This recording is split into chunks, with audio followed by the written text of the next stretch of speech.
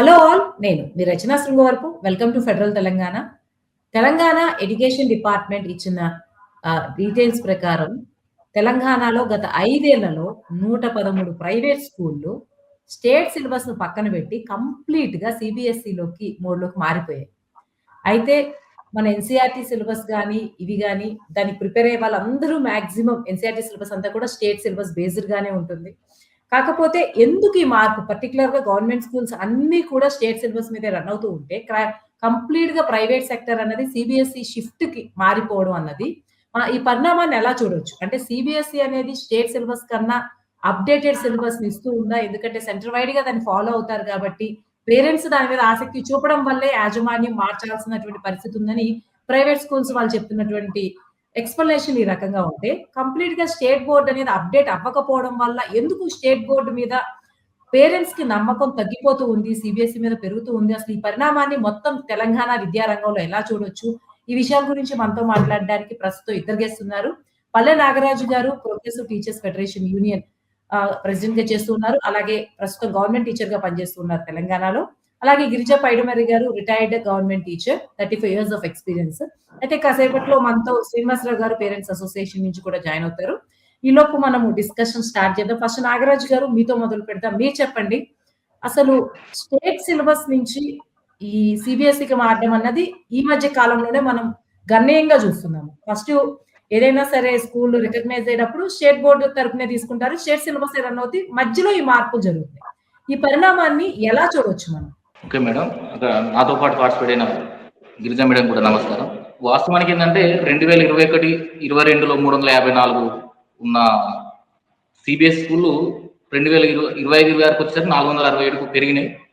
వాస్తవానికి ఏంటంటే మీరు చెప్పినట్టు ఫస్ట్ స్టేట్ బోర్డు నుంచి పర్మిషన్ తీసుకుంటూ ఉన్నాయి, తర్వాత సిబిఎస్ సిలబస్ మారుతున్నాయి. దీనికి కారణాలు ఏంటంటే తల్లిదండ్రుల నుంచి ఒక డిమాండ్ ఒకటి, ఇంకోటి ప్రైవేట్ స్కూళ్ళు అధిక ఫీజులు వసూలు చేసుకోవడానికి ప్రచారం చేసుకోవడానికి కూడా దీన్ని సిబిఎస్ సిలబస్ మారుతుంది. తల్లిదండ్రులు డిమాండ్ చేయడానికి బలమైన కారణాలు ఏంటంటే ఇప్పుడు ఎగ్జామ్స్, కాంపిటేటివ్ ఎగ్జామ్స్ కూడా నేషనల్ లెవెల్లో జరుగుతూ ఉన్నాయి. ఫర్ ఎగ్జాంపుల్ నీట్ లాంటి ఎగ్జామ్స్ కావచ్చు, సివిల్ సర్వీస్ ఎగ్జామ్స్ కావచ్చు, ఇవన్నీ కూడా ఈ సిబిఎస్ సిలబస్ నుంచి ప్రశ్నలు ఎక్కువ రావడం జరుగుతుంది. ఈ మూలంగా కూడా విద్యార్థుల తల్లిదండ్రులు కానీ స్టేట్ సిలబస్ వైపు మారుతా ఉన్నారు. చాలా స్కూల్ భవిష్యత్తులో కూడా చాలా స్కూళ్ళు కూడా సిబిఎస్ సిలబస్ మారే అవకాశాలు కూడా ఎక్కువ అవుపడతా ఉన్నాయి. ఇంకోటి బలమైన కారణం ఇంకోటి కూడా ఏంటంటే విద్యార్థుల ఏ పేరెంట్స్ అయితే ఉద్యోగస్తులు ఉంటారో వాళ్ళు సెంట్రల్ ఎంప్లాయీస్ ఉంటారు, వాళ్ళు నిరంతరం ఎక్కడికి పడితే అక్కడికి మారుతూ ఉంటారు. కాబట్టి విద్యార్థులకు ఇబ్బంది ఉండకుండా ఉండడానికి కూడా ఈ సిబిఎస్ సిలబస్ లో చేర్పించడం కూడా ఒకటి కారణంగా కూడా చెప్పవచ్చు. అయితే గవర్నమెంట్ స్కూల్స్ లో ఎందుకు జరుగుతలేదు అని అంటే, ఒకటి మా ఫెడరేషన్ భావజాలంతో చెప్పాలి అని అంటే, గవర్నమెంట్కి తెలుసు సిబిఎస్ స్కూల్ వైపు విద్యార్థులంతా వెళ్ళిపోతా ఉన్నారన్న విషయం తెలుసు. కానీ సెంట్రల్ స్కూల్లో, గవర్నమెంట్ స్కూళ్ళలో కూడా సిబిఎస్ సిలబస్ పెడితే ప్రైవేట్ స్కూల్స్ కు మనగడ ఎక్కడ దెబ్బతింటది అనేది కూడా ఒకటి ఆలోచన విధానం అయి ఉండవచ్చు. దీన్ని కూడా మనం కారణంగా కూడా చూపెట్టవచ్చు. అయితే ఇంకోటి కూడా సిబిఎస్ సిలబస్ మారడానికి ఇంకొక కారణం కూడా ఏంటిది అని అంటే, ఇక్కడ స్టేట్ సిలబస్ లో చాలా మార్పులు వచ్చినాయి. స్టేట్ సిలబస్ లో ఉన్న సిలబస్ ఎక్కడ కూడా విషయంలో ప్రాధాన్యత తగ్గిపోయింది. సిసి మెథడ్ వచ్చిన కాంచి అయితే సిలబస్ మొత్తం పూర్తిగా డిఫరెంట్ గా మారిపోయింది. పాఠ్యం చదివేది ఒకటి అవుతున్నది, అక్కడ పరీక్షలు వచ్చే ప్రశ్నలు కూడా వేరే అవుతున్నాయి. పాఠ్యాంశానికి సంబంధం లేని ప్రశ్నలు వస్తూ ఉన్నాయి. సిలబస్ ను కూడా కొంత క్షుణ్ణంగా పరిశీలిస్తే రాజకీయ పార్టీని మారినప్పుడు కూడా సిలబస్ ని మారుతా ఉన్నాయి. ఆ సెంట్రల్లో ఏ గవర్నమెంట్ అయితే ఉంటుందో ఆ గవర్నమెంట్ కు విధానానికి, వాళ్ళ భావజాలానికి అనుకూలంగా కొంత గైడ్ లైన్స్ ఇవ్వడం వల్ల కూడా సిలబస్ మారుతా ఉన్నది. ఇదంతా పేరెంట్స్ గమనిస్తూ ఉన్నారు. ఇది ఎక్కడ కూడా ఎగ్జామ్ పాయింట్ ఆఫ్ వ్యూలో, నేషనల్ స్థాయిలో జరిగే ఎగ్జామ్ పాయింట్ లో ఉపయోగపడతలేదు అని చెప్పి కూడా విద్యార్థుల్ని తమ పిల్లల్ని సెంట్రల్ సిలబస్ ఉన్న స్కూల్లో చేర్పించడానికి మొగ్గు చూపుతా ఉన్నారు. ఇది కూడా మనం కారణంగా చెప్పుకోవచ్చు. గవర్నమెంట్ కూడా మేము మొదటి నుంచి కూడా చెప్పేది ఇదే, కామన్ స్కూల్ విధానం ఉంటే ఈ సమస్య అనేది రాదు. ప్రతి స్కూల్లో కూడా ఒకటే సిలబస్, ఒకటే కరికులం ఫ్రేమ్వర్క్ కనుక ఉంటే ఈ సమస్య అనేది ఉండదు. కాబట్టి ఈ దిశగా ప్రభుత్వం ఈ డిమాండ్ మనం తప్పు పట్టలేము, తల్లిదండ్రుల ఉన్న డిమాండ్ కూడా మనం తప్పు పట్టలేము. కాబట్టి దీన్ని గవర్నమెంట్ స్కూళ్ళలో కూడా పెడితే కొంత బాగానే ఉంటుంది అనేది మా ఆలోచన విధానం. థ్యాంక్ యూ నాగరాజు గారు. మనతో ఇప్పుడు పేరెంట్స్ అసోసియేషన్ నుంచి శ్రీనివాసరావు గారు కూడా జాయిన్ అయ్యారు. సో నెక్స్ట్ గిరిజ గారు, మీరు చెప్పండి. ఆల్రెడీ నాగరాజు గారు కొన్ని పరిణామాలు ఎందుకు దీనికి దారితీసినాయో చెప్పారు. సో మీరు సార్ ఇప్పుడు పనిచేస్తూ ఉన్నారు, మీరు 35 ఇయర్స్ అంత క్రితం కూడా పనిచేశారు కాబట్టి అసలు ఈ సిబిఎస్ఈ అనే దాని మీద ఆకర్షణ ఏ స్టేజ్ లో మొదలైంది? అంటే ఇది ఈ మధ్య కాలంలో ఎక్కువ చూస్తున్నాం కాబట్టి దానికి దారి తీసేటువంటి ఆ సడన్ ఆ చేంజ్ రావడానికి ఉన్నటువంటి ఆ పాయింట్స్ ఏంటో చెప్పండి. అందరికీ నమస్కారం అండి. సో ముందర మనకి ఇంతకు ముందు ఇంత సిబిఎస్ఈ క్రేజీ అనేది లేదండి పేరెంట్స్ లో. అది ఈ మధ్య వస్తుంది. ఇందాక నాగరాజు గారు చెప్పినట్టు కూడా అది ఏమిటి అంటే కాంపిటేటివ్ ఎగ్జామ్స్ అందులో నుంచి వస్తాయి అనేది. తర్వాత ఈ స్టేట్ కాంపిటేటివ్ ఎగ్జామ్స్ అనేవి రద్దయిపోయాయి. అంటే ఎంసెట్ లాంటివి ఇప్పుడు లేకుండా మొత్తం నేషనల్ వైడ్ ఒకే ఎగ్జామ్ ప్యాటర్న్ పెట్టేసరికి స్టేట్ వైడ్ సిలబస్ లో ఆ క్వశ్చన్స్ రాకపోవడము. సో సెంట్రల్ వైడ్ ఒకటే ఎగ్జామ్ ఉంది కాబట్టి సెంట్రల్ సిలబస్ ఉంటే బాగుంటుంది అనే ఒక ఆలోచన అటు విద్యార్థులకు గాని పేరెంట్స్ కి గాని ఉండడం అనేది ఒకటి. రెండవది ఏంటంటే సెంట్రల్ సిలబస్ లో విద్యా బోధన కూడా కొంచెం డిఫరెంట్ గా ఉంటుంది. స్టేట్ సిలబస్ కి వచ్చేసరికి కాస్త స్పూన్ ఫీడింగ్ లాగా ఉంటుంది. అంటే విషయాలను బైహార్ట్ చేయించడము, అంటే విద్యార్థి సొంతంగా తనకు తాను ఎనలిటికల్ గా విశ్లేషణాత్మకంగా విషయాన్ని అర్థం చేసుకునే పద్ధతి కాకుండా బైహార్ట్ చేసే బట్టియం పెట్టే ఒక పద్ధతి అనేది మనకు స్టేట్ పద్ధతి ఉన్న స్కూళ్లలో కనిపిస్తుంది. సో అదే ఐసిఎస్సి సిలబస్ సిబిఎస్ఈ సిలబస్ ఉన్న స్కూల్స్ లలో అక్కడ విద్యా బోధన ఎలా ఉంటుంది అంటే ఇలా బట్టియం చదువులు కాకుండా విద్యార్థులు స్వంతంగా స్వయం విశ్లేషణ ఒక అంశాన్ని గాని ఒక ప్రాబ్లం ని గాని స్వయంగా విశ్లేషించే పద్ధతిలో అక్కడ విద్యా బోధన కూడా ఉంటుంది. అలా జరగడం వల్ల ఏమవుతుందంటే విద్యార్థులకి కొంత ఆ సబ్జెక్ట్ మీద కమాండ్ వస్తుంది. దాంతో వాళ్ళకి ఒక కాన్ఫిడెన్స్ వస్తుంది. సో అంటే ముఖ్యంగా దీనికి షిఫ్ట్ అవ్వడానికి మెయిన్ కారణం ఏంటంటే నేను అనుకునేది కాంపిటేటివ్ ఎగ్జామ్స్. కాంపిటేటివ్ ఎగ్జామ్స్ లో ర్యాంకులు సాధించడానికి అనుగుణమైన సిలబస్ ఏది అని అనుకున్నప్పుడు ఈనాడు అందరిలో వినిపిస్తున్న మాట కనిపిస్తున్న మాట ఒకటే, అది సిబిఎస్ఈ సిలబస్ ఐసిఎస్ఈ సిలబస్ అయితేనే బాగుంటుంది స్టేట్ సిలబస్ కంట అని కూడా అనుకుంటున్నారు. అందుకని ఎక్కువగా అటువైపు మొగ్గు చూపుతున్నారు.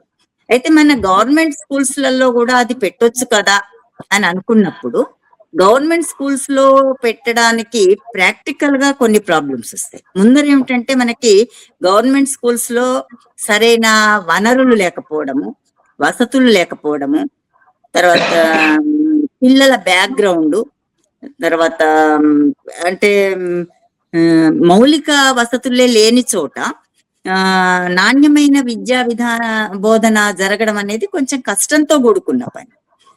అది కూడా ఒక కారణం.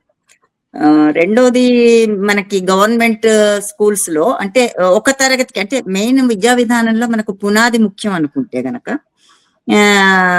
గవర్నమెంట్ స్కూల్లో ఒకే తరగతికి 5 తరగతులకు ఒకే టీచర్ ఉండడము, ఇలాంటి సమస్యలు కూడా మనం ఫేస్ చేస్తున్నాము.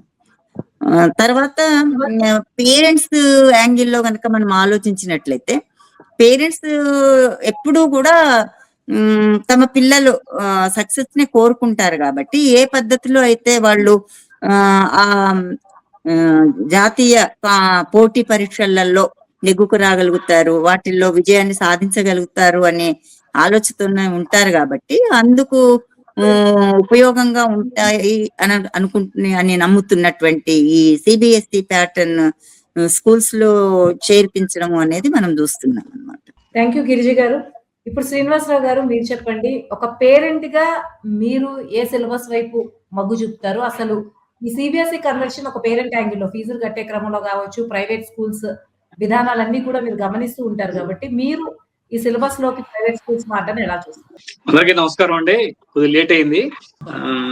ముఖ్యంగా పేరెంట్ గా ఏంటంటే సిబిఎస్ సిలబస్ ఎంచుకోవడానికి ప్రధాన కారణము మేడం గారు చెప్పినట్లయినా జాతీయ స్థాయిలో కాంపిటేటివ్ ఎగ్జామ్స్ పోటీలకి వాళ్ళు ప్రిపేర్ అవడానికి, తర్వాత పిల్లలు ఇప్పుడు ఉన్నటువంటి ఈ యంగ్ జనరేషన్ స్పీడ్ జనరేషన్ లో వాళ్ళు ఎంపవర్ చేయడానికి, మంచి ఉద్యోగ అవకాశాలు పొందడానికి నాలెడ్జ్ కోసం సిబిఎస్ఈని ఎంచుకోవడం జరుగుతుంది. అయినప్పటికీ ఇప్పుడు స్కూల్స్ లో జాయిన్ చేసిన బోత్ సిలబస్ చదివిస్తారు. సిబిఎస్ సిలబస్ ఉన్నప్పటికీ స్టేట్ సిలబస్ పుస్తకాలు కూడా పిల్లలకి ఇస్తున్నారు. ఈ రెండు ఇవ్వటం వల్ల ఏమవుతుందంటే మా పిల్లలకి కొంత ఒత్తిడి ఉన్నమాట వాస్తవమే. ఒత్తిడి ఉన్నా కూడా సమకాలీన పరిస్థితుల్లో వాళ్ళు ఉద్యోగాలు పొందాలి ఇమీడియట్ గా, వాళ్ళు ఇంటర్మీడియట్ అయిపోయిన తర్వాత నీట్ గానీ ఇంకా జాతీయ స్థాయి ఎగ్జామ్స్, నేషనల్ కాంపిటేటివ్ ఎగ్జామ్స్ కి వెళ్ళాలి అంటే ఇది ఖచ్చితం అనిపించి స్కూల్స్ ని ముందే అడిగి మేము కూడా తెలుసుకోవాల్సి వస్తుంది సిబిఎస్ సిలబస్ ఉందా లేదా అని. అది ఉంటేనే ప్రిఫరెన్స్ మాత్రం ఇస్తున్న మాట వాస్తవమే. కానీ అట్ ది సేమ్ టైం కొన్ని స్కూల్స్ ఇప్పుడు మా పిల్లలు శ్రీచంద్రలో చదువుతారు, స్టేట్ సిలబస్ పుస్తకాలు కూడా కొనిపిస్తున్నారు. రెండు కొనటం అనేది అదనపు బాధ్యం అవుతున్నప్పటికీ పిల్లలకి ఒత్తిడి పెరుగుతున్నా కానీ మాకు మాత్రం ఏంటంటే కాంపిటీషన్ లో నిలదొక్కుకోవాలి, మంచి అవకాశాలు రావాలనే ఉద్దేశంతో ఈ సిలబస్ ని ఎంచుకోవడం జరుగుతుంది. మెయిన్ కారణం. కాకపోతే అక్కడ పిల్లలకి స్ట్రెస్ లెవెల్స్ ఎలా ఉన్నాయి, వాళ్ళు దాన్ని రీచ్ అవ్వగలుగుతున్నారా లేదా అనే దాంట్లో కొంత ఇబ్బంది మాత్రం ఉందండి. థ్యాంక్ యూ శ్రీనివాస్ గారు. నాగరాజు గారు మీరు చెప్పండి. అటు గిరిజ గారు చెప్పినా, ఇటు శ్రీనివాస్ గారు చెప్పినా ఒకటే పాయింట్ క్లియర్. నేషనల్ ఎగ్జామ్స్ కి ప్రిపేర్ అవ్వాలి అంటే ఆ క్వాలిటీ, ఆ స్టాండర్డ్స్ సెంట్రల్ సిలబస్ లో ఉంటాయి. అలాగే స్టేట్ సిలబస్ లో ఎక్కువ ప్రాక్టికల్ లెర్నింగ్ కి అవకాశం ఉండదు. ఎక్కువగా చదివింది పట్టియం పట్టడం తప్ప నేర్చుకునే అవకాశం ఉండదని కూడా గిరిజ గారు చెప్పారు. కాబట్టి స్టేట్ సిలబస్ ఎందుకు అంతగా అప్డేట్ అవ్వడం లేదనుకుంటున్నారా? ఎందుకు అంత రిజిడ్ గా ఉన్నట్లు ఇటు పేరెంట్స్ కి కనిపిస్తూ ఉంది? ఎందుకు స్టేట్ సిలబస్ ని ఏదైతే స్టేట్ గవర్నమెంట్ ఇదంతా కష్టపడి చేస్తూ ఉందో దీన్ని ఎందుకు ఒక బెస్ట్ ఆప్షన్ గా చూడలేకపోతుంది? దీనిలో ఏ ఆస్పెక్ట్స్ వల్ల పేరెంట్స్ ఒక అన్‌కంఫర్టబుల్ సిట్యుయేషన్ లోకి వెళ్ళి సిబిఎస్ఈని ఆప్ట్ చేస్తున్నారు అనుకుంటున్నారు?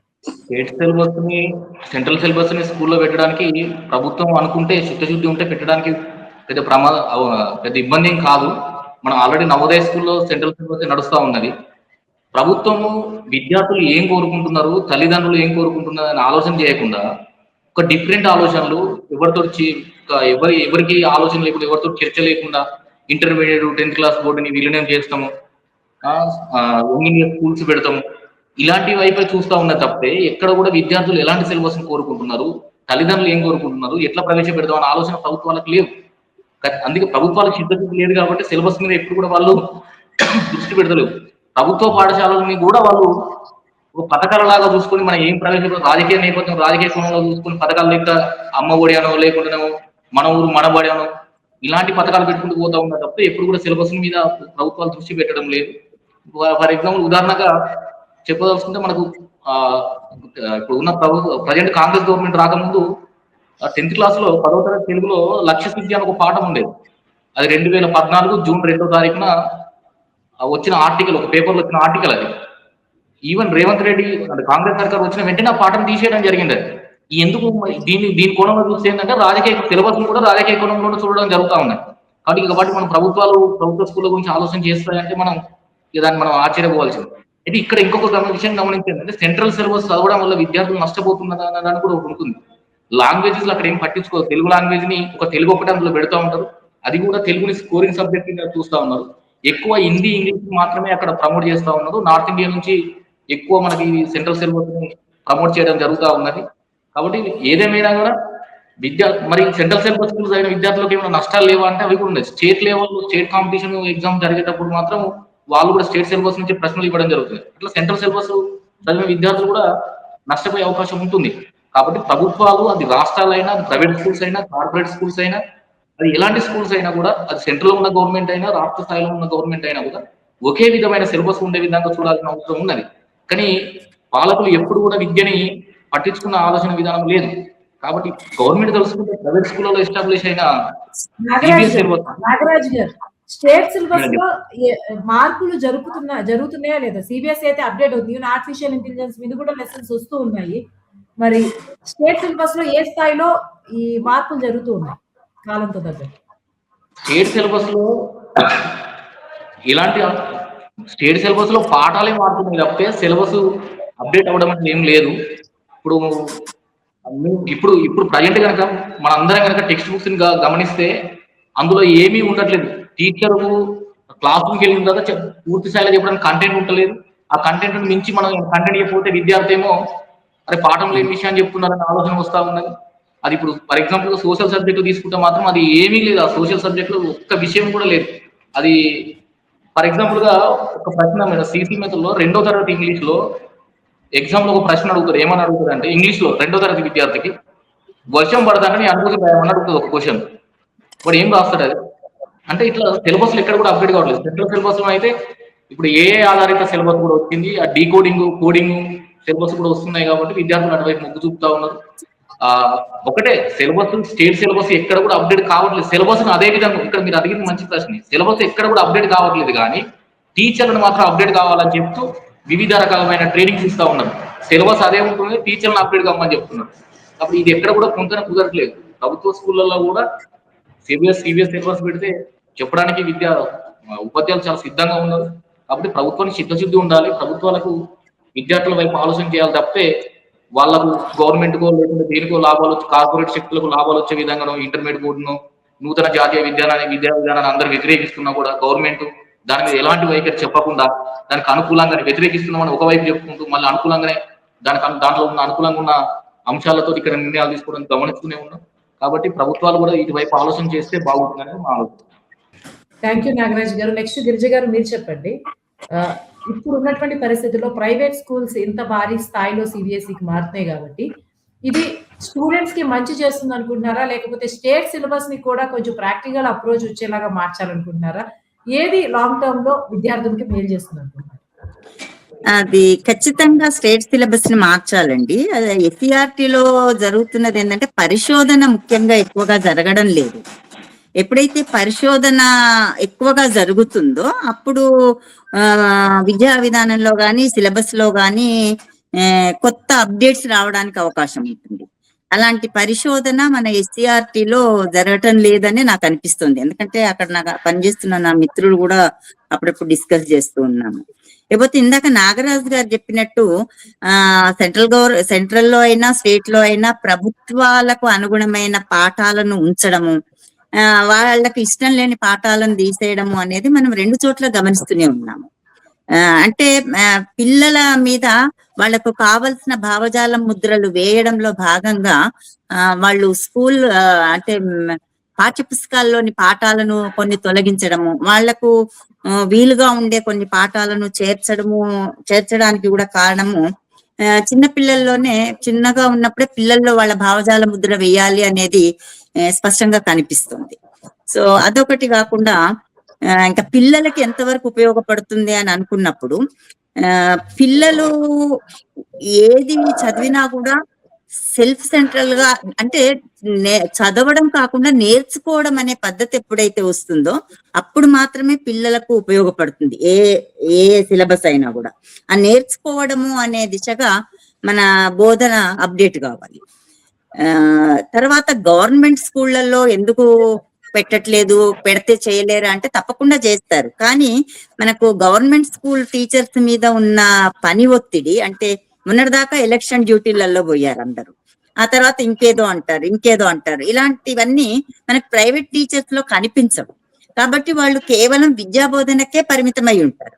కానీ ఇప్పటి కాలంలో ఏమవుతుంది, ఈ మధ్య మరీ ఎక్కువ అవుతున్న విషయం ఏంటంటే టీచింగ్ నుంచి ఉపాధ్యాయులను దూరం చేయడము, మిగతా పనులకు ఉపయోగించడము, మిగతా డేటా కొరకు వాళ్ళని అడగడము, ఇలాంటివన్నీ కనిపిస్తున్నాయి. ఎప్పుడైతే విద్యార్థి నుంచి టీచర్ దూరం అవుతుందో అప్పుడు విద్యార్థికి మేలు జరగదు, టీచర్ కి చెప్పిన సంతృప్తి కూడా ఉండదు. అలాంటి పరిస్థితి మనకి ఈ రోజు ప్రభుత్వ పాఠశాలల్లో స్పష్టంగా కనిపిస్తుంది. ఇందాక నేను చెప్పినట్టుగా మౌలిక వసతులు అనేవి మనకి ఏ కోశానా లేవు. ఎంతసేపు టీచర్లే లేరు, బోధన చేసే టీచర్లే మనకు సరిగ్గా లేరు, మౌలికమైన వసతులు అసలు లేవు. సో ఎస్సీఆర్టీ దగ్గరికి వచ్చేసరికి అక్కడ పరిశోధన కుంటుపడుతూ ఉంది. ఏవైతే కొత్త విషయాలను అప్డేట్ చేసుకుంటూ ముందుకు సాగాలో ఆ దిశగా మన స్టేట్ బోర్డు సాగడం లేదు. ఇవన్నీ కూడా కారణాలే అని నేను అనుకుంటున్నాను. థ్యాంక్ యూ గిరిజ గారు. శ్రీనివాస్ గారు, ఇప్పుడు మీరు చెప్పండి. అంటే పిల్లల్ని నేషనల్ లెవెల్ కాంపిటేటివ్ ఎగ్జామ్స్ ఏవైతే మ్యాథ్స్ అండ్ సైన్స్ ఓరియంటేషన్ లో ఉంటాయో వాటికి సిబిఎస్ఈ ఉపయోగపడుతుంది, నో డౌట్.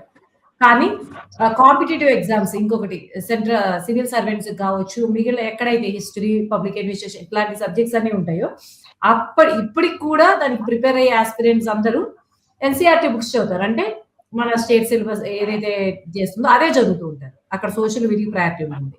అంటే ఆల్మోస్ట్ ఆల్ పేరెంట్స్ అందరూ కూడా తమ పిల్లల్ని కాంపిటేటివ్ ఎగ్జామ్స్ అంటే కేవలం ఈ ఎంపీసీ, బైపీసీ ఈ రెండు సెక్షన్స్ మీద మాత్రం, ఈ రెండు కోర్సెస్ మీద బేస్డ్ గా వచ్చేదిగానే భావిస్తున్నారా? లేకపోతే ఇప్పుడు ఈ మధ్య సివిల్ అటు సైడ్ కూడా ఆలోచించడమే మానేశారా? అందుకనే సిబిఎస్ఈకి ఇంత డిమాండ్ పెరిగింది అనుకుంటున్నారా? ఎందుకు అసలు పేరెంట్స్ ఓన్లీ అటు సైడ్ మాత్రమే ఆలోచిస్తున్నారు? ఇంకా సివిల్స్ ఉన్నాయి, మిగిలిన సోషలో, హిస్టరీయో పిల్లలకి ఓవరాల్‌గా ఒక అవేర్‌నెస్ ఉండాలి అనేటువంటి ఒక దృక్కోణం ఎందుకు అసలు పేరెంట్స్‌లో ఉండడం లేదు?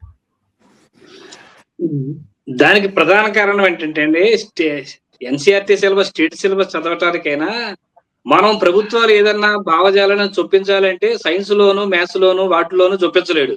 ఎక్కడైనా లాంగ్వేజ్ ఇంగ్లీష్ లో గానీ, హిందీలో గానీ, తెలుగులో గానీ సబ్జెక్టుల వారీగా వాళ్ళు ఏదన్నా అనుకున్న భావజాలాన్ని ఏమన్నా ఇంప్లిమెంట్ చేయగలుగుతారు కానీ వాస్తవానికి సంబంధించిన మ్యాథ్స్, సైన్స్ ఇలాంటి బాటనీ, ఫిజిక్స్ ఇలాంటి వాటిల్లో చేయలేరు.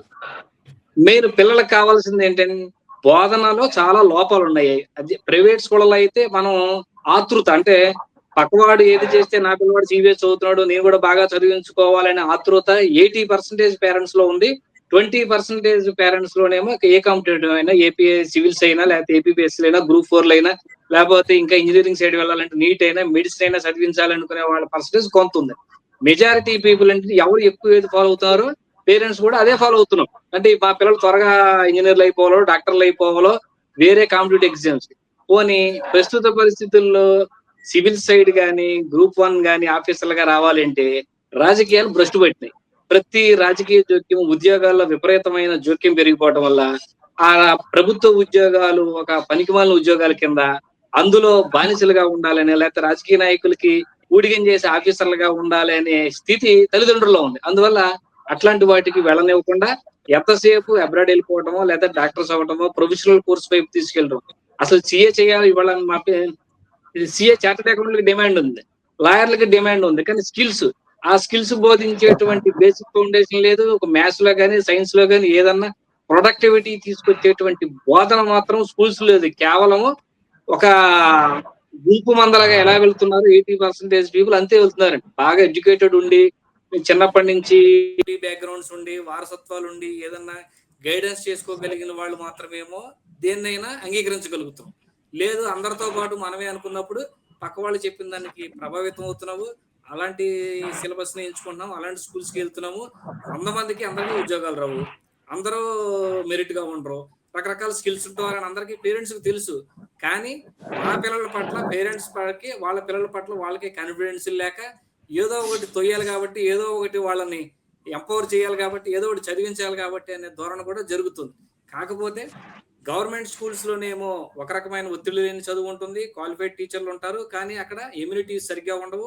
కొన్ని స్కూల్స్ లో ఎమ్యూనిటీస్ సౌకర్యాలు ఇచ్చినా అక్కడికి ఎవరు వెళ్ళట్లేదు. అంటే గతంలో కూడా చెప్తున్నాను, ప్రభుత్వ అధ్యాపకుల పిల్లలే స్కూళ్ళలో చదవరు, ప్రభుత్వ ఎంప్లాయీస్ పిల్లలే అందులో చదవరు, మేమెందుకు చదివించాలి? ప్రైవేట్ స్కూళ్లలో ఒత్తిడి, అక్కడేమి వీళ్ళని క్లవర్ స్టూడెంట్స్ గా తీర్చిదిద్ది ప్రతి స్టూడెంట్ మీద కేర్ పెట్టి తీసుకునేంత వ్యవస్థ ఇక్కడ ఉండదు. ఇక్కడ సిబిఎస్ఈ అయినా, తర్వాత సెంట్రల్ అయినా బై హెడ్ చేంజ్ బట్టి పట్టించడమే తప్పితే వాళ్ళలో ఉన్న స్కిల్స్ ని ఐడెంటిఫై చేసి వాళ్ళని స్వతంత్రంగా ఇండిపెండెంట్ మైండ్ సెట్లు గా తయారు చేసి వాళ్ళలో ఉన్న ఆలోచన శక్తిని తయారు చేసే వ్యవస్థ కూడా లేదు. కేవలం ఏంటంటే కాంపిటీషన్, పరిగెత్తే జనరేషన్ కాబట్టి రన్నింగ్ రేస్ విన్ అని చెప్పి దాంట్లోగా మనం భాగంలో వెళ్తున్నాం. కానీ సబ్జెక్టు పరంగా పూర్తిగా మెచ్యూర్డ్ గా అవగాహనగా ఉన్నటువంటి ఏ స్కూల్స్ కూడా అలా లేవు. అది మాత్రం కఠోరమైన వాస్తవం. కేవలం ఏంటంటే చదివించాలి కాబట్టి ఆ స్పీడ్ యుగంలో మనం కూడా కాంపిటీషన్ తగ్గట్టుగా జనరేషన్ దగ్గరికి వెళ్ళాలి కాబట్టి వెళుతున్నాం. కాబట్టి ప్రభుత్వం ఇక్కడ తీసుకోవాల్సిన నిర్ణయం ఏంటంటే, మీరు హిస్టరీ ఉంది, హిస్టరీని ఎవరు మార్చలేరండి. తెలుగు ఉంది, సాహిత్యాన్ని ఎవరు మార్చలేరు. హిందీలో సాహిత్యం ఉంటుంది, ఎవరు మార్చలేరు. ఇంగ్లీష్ లో సాహిత్యం ఉంటుంది, దాన్ని ఎవరు మార్చలేరు. అవి కూడా స్కోర్స్. కానీ పిల్లలకి ఏం చేయాలని బేసిక్ సైన్స్, మ్యాథ్స్ వాటి మీద ఎలా చదువుతున్నారు, వాళ్ళు రిసీవ్ చేసుకోగలుగుతున్నారా? చిన్న చిన్న పిల్లలకు కూడా ఆ మ్యాథమెటిక్స్ క్యాలిక్యులేషన్స్ కూడా అర్థం కాని రీతిలో ఉంటున్నాయి. అవి వాళ్ళ మైండ్ కి రిసీవ్ అవుతున్నాయా, స్వతంత్రంగా చేయగలుగుతున్నారా అనేటువంటి వ్యవస్థ కూడా ప్రైవేట్ స్కూల్లో కూడా లేదు. కానీ తప్పట్లేదు. దీని మీద, ఈ విద్యా వ్యవస్థ మీద సంపూర్ణమైనటువంటి రీఫార్మ్స్ మాత్రం ఖచ్చితంగా రావాలి.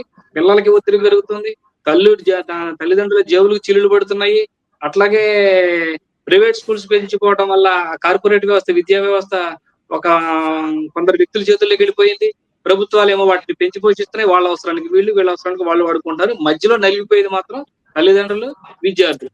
ఎంతమంది జాబులు కొట్టగలుగుతున్నారండి? కాబట్టి ఇక్కడ ప్రభుత్వం చాలా సీరియస్ గా ఆలోచన చేయాలి. విద్యార్థుల యొక్క మానసిక స్థితిని ఆలోచన చేయాలి. వాళ్ళు నిజంగా సబ్జెక్ట్ పరంగా క్లవర్ అవుతున్నారా లేదో చూడగలగాలి. మనం గవర్నమెంట్ స్కూల్స్ మీద పడుతాం. ప్రైవేట్ స్కూల్ స్కిల్ ఎంతమంది ఉన్నారు? అందులో కూడా స్కిల్ లేరు కదండి. కానీ తప్పక బ్రాండ్ పేరుతో జాయిన్ చేస్తున్నాం, కానీ ఎక్కడ ఉన్నారు స్కిల్స్ అందులో కూడా? ఇప్పుడు పేరెంట్స్ మీటింగ్ మమ్మల్ని పిలుస్తారు, ఒక కాగితాలు ఇస్తారు, మీకు ఈ 10 మార్కులు వచ్చినాయని చెప్తారు. మేము అడిగిన దానికి ఒక సమాధానం చెప్పలేరు వాళ్ళు. అక్కడి నుంచి పైన టీంని అడగండి అంటారు, లేకపోతే వాళ్ళని అడగండి అంటారు, లేకపోతే మీ పిల్లలు చదవట్లేదని వాళ్ళే ఆరోపణలు చేస్తున్నారు. ఇట్లాంటి వ్యవస్థ ఉంది. దీన్ని అసలు రిఫార్మ్స్ తీసుకురావాలి. పూర్తి స్థాయిలో విద్యా వ్యవస్థను ప్రక్షాళన చేయకపోతే ఈ సమస్య చాలా జటిలం అవుతుంది. ముందు డబ్బు ఖర్చు అవుతుంది, డబ్బులు పోతున్నాయి, పిల్లలు మానసికంగా కూడా ఒత్తిడికి గురవుతున్నారు. అందుకని ఈ ఫ్రస్ట్రేషన్స్, ఆత్మహత్యలు చేసుకోవడమైనా, దూకటమైనా, పారిపోవటమైనా ఇవన్నీ జరిగే కారణాలు ఇవి. దీనికి అందరూ కారణం ఉన్నారు. థ్యాంక్ యూ శ్రీనివాస్ గారు. ఆల్మోస్ట్ చర్చ ముగింపుకి వచ్చేస్తాం. ఇంకొక క్వశ్చన్ తో ఈ చర్చను ముగిద్దాం. ఒక్కొక్కరికి ఒక్కొక్క క్వశ్చన్. ఫస్ట్ నాగరాజ్ గారు మీరు చెప్పండి. ఇప్పుడు 5 years తో 113 స్కూల్స్ మారాయి. ఇంకా భవిష్యత్తులో ఇంకా ఎక్కువ స్కూల్స్ మారే అవకాశం ఉంది కాబట్టి ఇట్లా ప్రైవేట్ స్కూల్స్ అనే క్రమక్రమేణా సిబిఎస్ఈ బోర్డు మీద మారడం అనేది గవర్నమెంట్ స్కూల్స్ మీద ఎటువంటి ఇంపాక్ట్ చూపిస్తుంది? ఈ షిఫ్ట్ మీద విద్యాశాఖ ఏమన్నా దృష్టి పెట్టి ఏమన్నా చర్యలు తీసుకోవాలనుకుంటున్నారా? ఏమనుకుంటున్నారో చెప్పండి. ప్రభుత్వం దృష్టి పెట్టాల్సిన అవసరం ఉన్నది. సిబిఎస్ సిలబస్ అని ప్రత్యేకంగా ప్రవేశపెట్టాల్సిన అవసరం లేదు. నేషనల్ స్థాయిలో జరిగే పరీక్షల్ని, ప్రశ్నపత్ర సరళిని కనుక గమనించుకుంటూ దాని మీద కొంత స్టడీ చేసి ఆ విధంగా సిలబస్ లో మార్పులు చేస్తే సరిపోతుంది. ఇంతకుముందు మేడం అన్నట్టు గవర్నమెంట్ స్కూళ్ళల్లో మౌలిక సదుపాయాలు కల్పించి కనుక ప్రభుత్వం కనుక ఇటువైపు ఆలోచన చేస్తే బాగానే ఉంటుంది. అయితే ఇక్కడ మనం ఇంకోటి కూడా మాట్లాడుకోవాలి మేడం. సెంట్రల్ సిలబస్ చదవనంత మాత్రాన ప్రభుత్వ స్కూళ్ళలో చదివే విద్యార్థులు వెనుకబడి ఉండట్లేదు. వాళ్ళు కూడా సివిల్ సర్వీస్ ఎగ్జామ్ లో, నీట్ ఎగ్జామ్ లో ర్యాంకులు సాధించి వాళ్ళు కూడా ఉద్యోగాలు కొడతా ఉన్నారు, మంచి మంచి కాలేజీల్లో ప్రవేశాలు పొందుతున్నారు. ఇంతకుముందు మీరు అడిగినట్టు ఓన్లీ ఎంసెట్ వైపు మ్యాథ్స్, సైన్స్ ఏనని అంటే అటువైపు ఆలోచిస్తున్నారు విద్యార్థులు. అంటే అటువైపు ఏం కాదు, లా పర్పస్ లో ప్లాట్ లాంటి వైపు కూడా అటువైపు తీసుకుపోవడానికి కూడా ఆలోచన చేస్తున్నారు. కాకపోతే ఏంటంటే సెంట్రల్ సిలబస్ లో ఏముంటుంది అని అంటే కొంత ప్రాక్టికల్ ఆధారిత బోధన ఉంటుంది. అక్కడ ఎక్విప్మెంట్స్ ఎక్కువ ఉంటాయి కాబట్టి ప్రాక్టికల్ ఆధారిత బోధన ఉంటుంది కాబట్టి విద్యార్థి కొంత ఎక్కువ డెవలప్ విషయం మీద ఎక్కువ అవగాహన చేసుకోవడానికి అవకాశం ఉంటుందని చెప్తే, అంతే తప్ప ప్రైవేట్ స్కూల్, గవర్నమెంట్ స్కూల్లో ఏమి సిలబస్ అంతా పూర్తిగా మనం తీసిపారేసేటట్టు ఏం లేదు. కాకపోతే కొంత సిలబస్ ని ఆ పరీక్ష సరళిని మార్చుకుంటూ దాన్ని గమనించుకుంటూ సిలబస్ పెడితే బాగుంటుంది. ప్రభుత్వం ఖచ్చితంగా విద్యాశాఖ దీని మీద ఆలోచన చేయాలి. ఎస్సీఆర్టీని కనుక మనం చూస్తే అక్కడ ఎవ్వరు కూడా అన్ని పోస్టులు ఖాళీగానే ఉన్నాయి, ఎవ్వరు కూడా ఒక పూర్తి స్థాయి అధికారి లేడు. కాబట్టి ముందు ఎస్సీఆర్టీని ప్రక్షాళన చేసి విద్యార్థులకు కావాల్సిన మౌలిక సదుపాయాల మీద, సిలబస్ మీద దృష్టి పెడితే తప్పితే మీరేదో యంగ్ ఇండియా స్కూల్స్ అని, స్పోర్ట్స్ స్కూల్స్ అని ఇవన్నీ పెట్టినంత మాత్రం విద్యార్థులు ఎలాంటి లాభం చేకూర్చడు.